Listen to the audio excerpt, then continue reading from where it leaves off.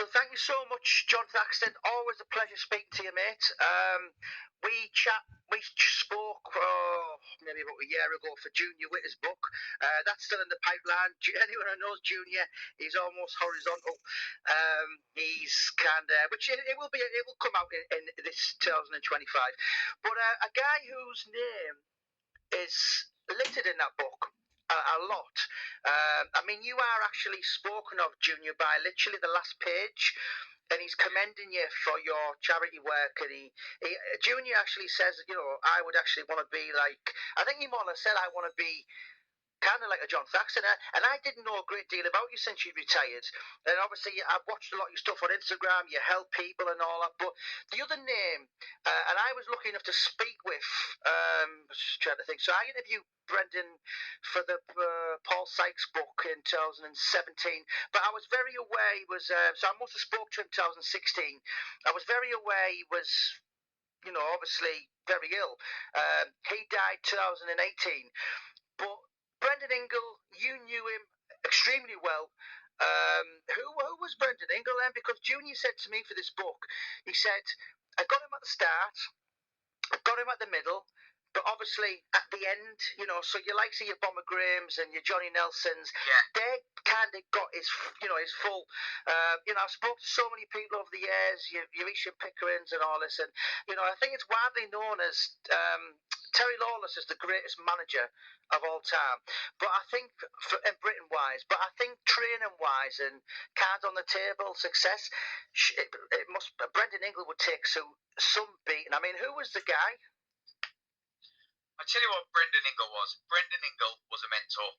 He helped so many people, and so many people should thank him for everything they've done for him, and I'm one of them people. The first time I ever met him, he was cutting the grass over the church. We pulled up outside his house. I had a sponsor with me, and they just wanted, Chris Eubank had actually put us onto it. Chris Eubank said, go and see Brendan Ingle and see what he think of you. So we got in touch with Brendan. He invited us up, and he turned round, and he was cutting the grass, and I said, I recognise that man from the TV. Yeah.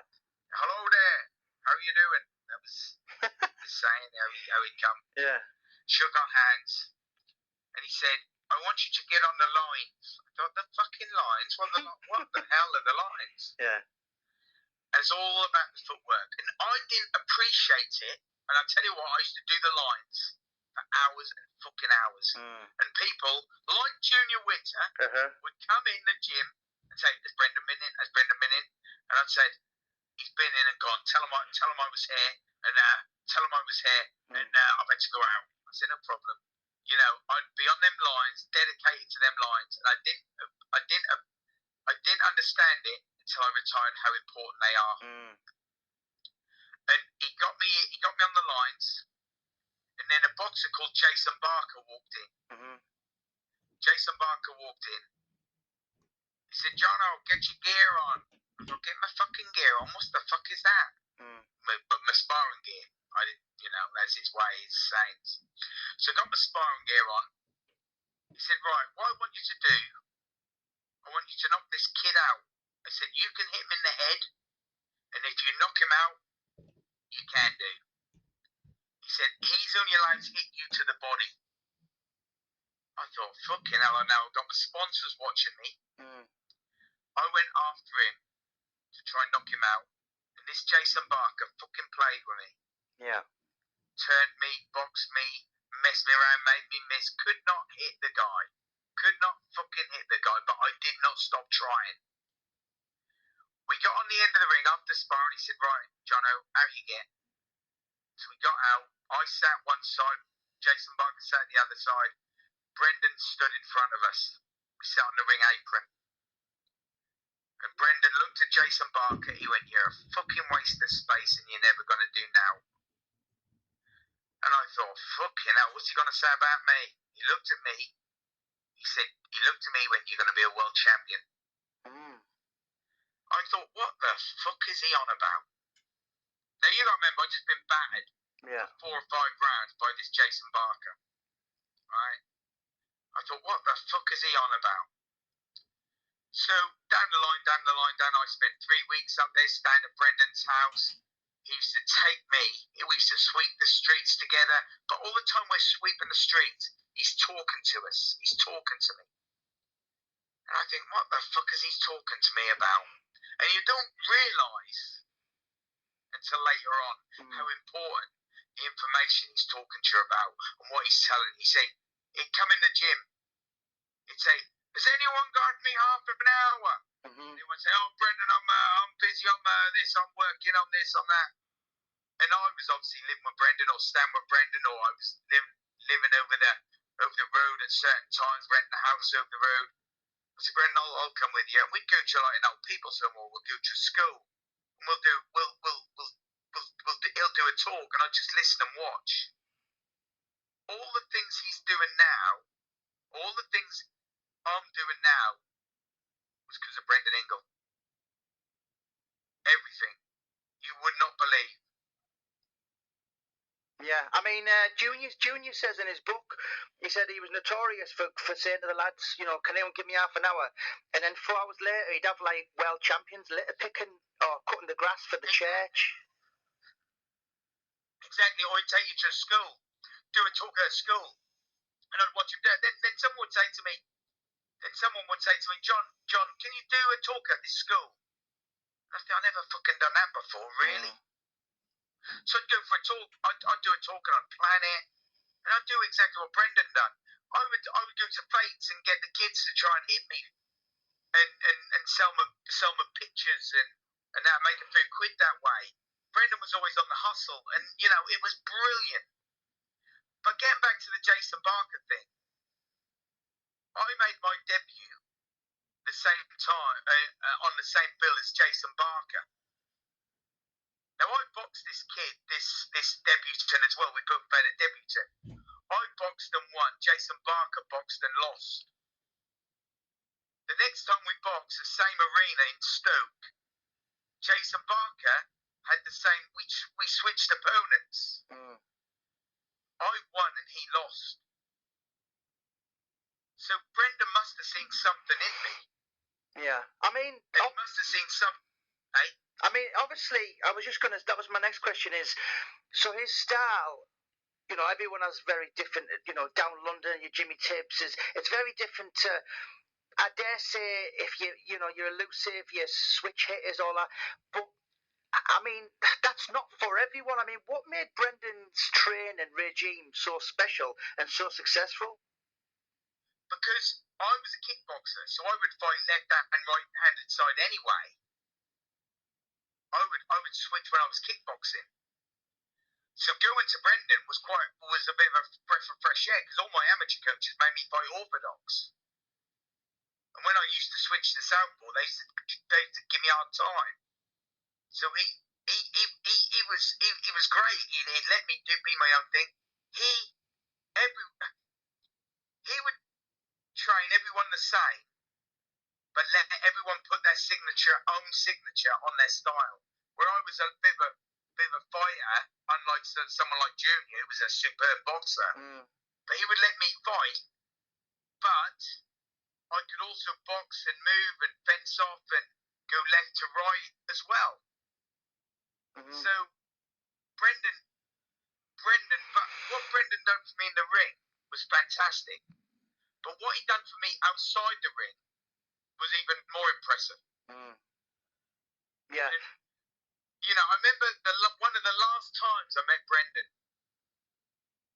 I took the family to Blackpool, and then on the way home we stopped at Meadowhall, and I said to the family, I said, girls, I'm just going to go and see over the gym to see Brendan.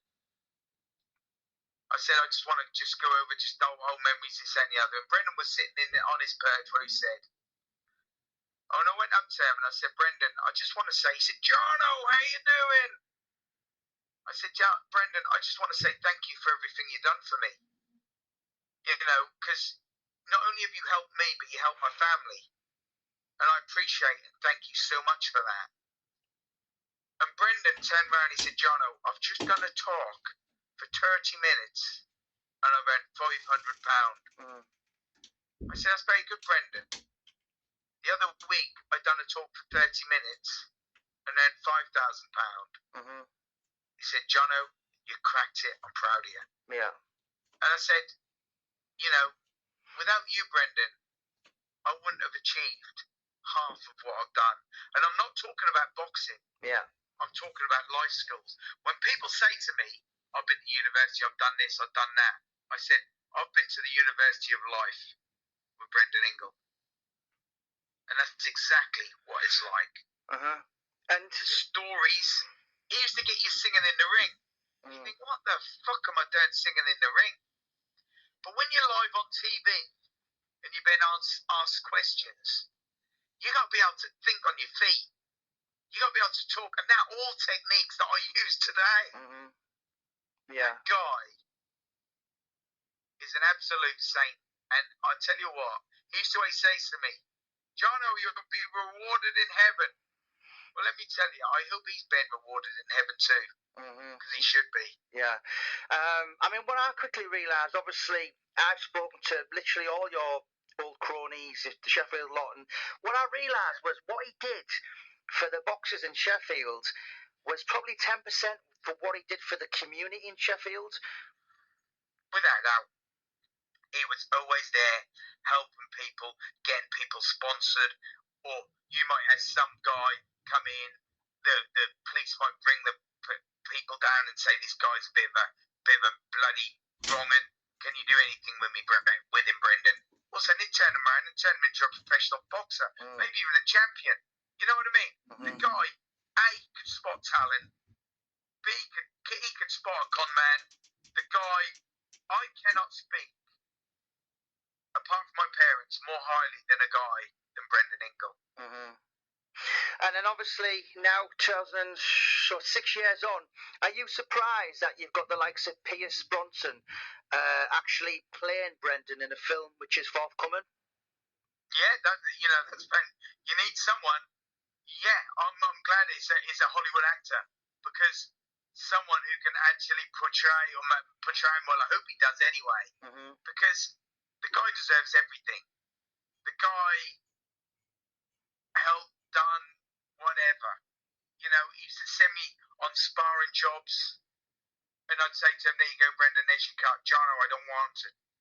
Just keep it. He put me in houses with just a mattress. I'd sleep there, get down to the gym. He'd say, Jono, get down to the gym for 5 o'clock in the morning. I'd get down to the gym for 5 o'clock, he'd still be in bed, the gym was locked, I'd wake him up, get the key, go over, he'd come over at 8 o'clock. How long you been in? 3 hours, Brendan, on the lines. Alright, go home, I'll see you at 3 o'clock. And you think, what the fuck am I doing on these lines? But I didn't realise how important they were until I retired. Now, my whole gym sets up, and a lot of people, how I teach people to walk, is based on that footwork. I mean, one thing which is really pointing it in my memory, and obviously Junior's book, the Avoided, if he ever kind of gets through the things, and he said in the early days, he said I'd taught to him, and he used to say to me, that guy Floyd Mayweather will go right the way through the divisions and he'll remain unbeaten. And Junior and Isham and that, they're thinking, what the hell's he on about? He doesn't know what he's talking about. And you think, well, it's Brendan. Of course he knows what he's talking about. And then, of course, which is the inevitable has happened. I mean, and for people kind of, I can hear in your voice now, and the love and affection that you have for him. But kind of, 6 years on, who was Brendan Ingle? You knew him. Who, for the public kind of listen to this and kind of being curious, who was he? Was he was he a prophet? Was he a trainer? Was he a mentor? Or was he just all of them? He was all of them. To me, some of the stories I could say, I'm fighting a guy called Emmanuel Burt, right? If you know the story, I got beat by Emmanuel Burt. I'm world number 1, right? I'm IBF number 1, WBO number 1, IBF number 6. I've been out of the ring for 10 months because I had 2 broken hands in one of my fights, so I had to be out of the ring for a load of months. takes me out for a walk. Brendan's really quiet. This is before the fight. He's really quiet. So I'm trying to talk to him, and he's quiet. I don't understand why, but you know, I'll let him be quiet. But we're walking, I'm relaxing. After the fight, I lose the fight. And he says to me, and the fight's in Norwich, you got to remember, the fight's in Norwich. He says to me, after the fight, 2 weeks after the fight, I go back down training. I go to the gym. I said, all right, Rach, how are you feeling? I said, you know, we start again now. You know, I'm going to start again. I'm still going to achieve what I want to achieve. I want to be a world champion. He said, fantastic. He said, do you know what, Jono? He said, one thing, we were out for that walk. Can you remember going out for the walk? I said, I remember, Brendan. He said, I was going to get you to fall over. I was going to cut your face.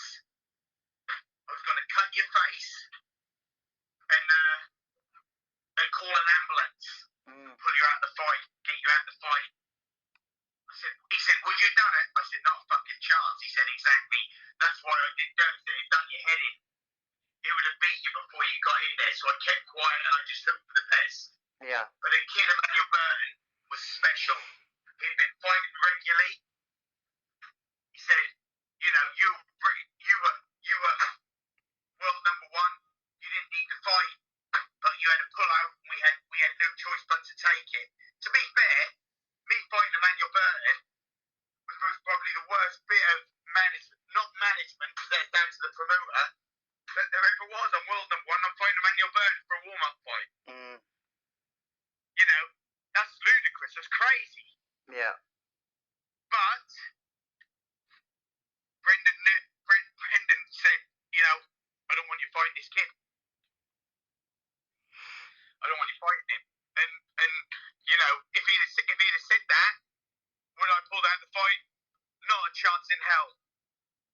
I'm a fighter. I'm a boxer. I'm a fighter. That's what I do. If someone said to me, you're fighting King Kong next week, you know what I'm going to do? I'm going to knock him out. Because that's what boxers do. Boxers aren't the brightest. Not always the brightest. Yeah. Am I right in saying obviously now 2024 there's like streets named after him? Am I right in saying the Brendan Ingle way? So is his name? Yeah. Outside the gym there's the Brendan Ingle way. Yes, I do. I think that. Yes. And obviously there's the Brendan Ingle Foundation. I think so. I don't know. Yeah. So obviously he's still massively remembered in the community because yes, he was from Dublin, but I think he settled over here in the 50s and obviously he was very kind of community spirited, wasn't he? Yeah, he was. Like I said, in the community, everyone knew him. Whether you loved him or hated him, you couldn't ignore him. And if you hated him, you were jealous of him. Yeah. Because he didn't do no harm to anyone. That's how I find people. People might turn around and say something different. They might have their reasons for that. But for my reasons, for always, Brendan was a fucking mentor and a guy who helped me achieve what I'm achieving today, and that's helping other people. That's absolutely inspirational, mate. Thank you so much. Well, listen, I've just interviewed you for the Mickey Duff book. That's another story. I'm gonna get on to Junior now, and I'll stick this on YouTube. Read that fucking book. I know, Junior. Hurry up. You've been told from Jono. Yeah, tell him. Right, absolutely. To keep that last page in. Yeah. No, I'll tell you what. I'll actually give you a text later. I'll tell you what. I bet you mentioned maybe 20 times in this book. I'll have to have a look, dog. I'll do the search thing and I'll give you the WhatsApp. Yeah, brilliant. Thank you so much. Always a pleasure, sir. Have a great day. Thank you. God bless. Bye. Always.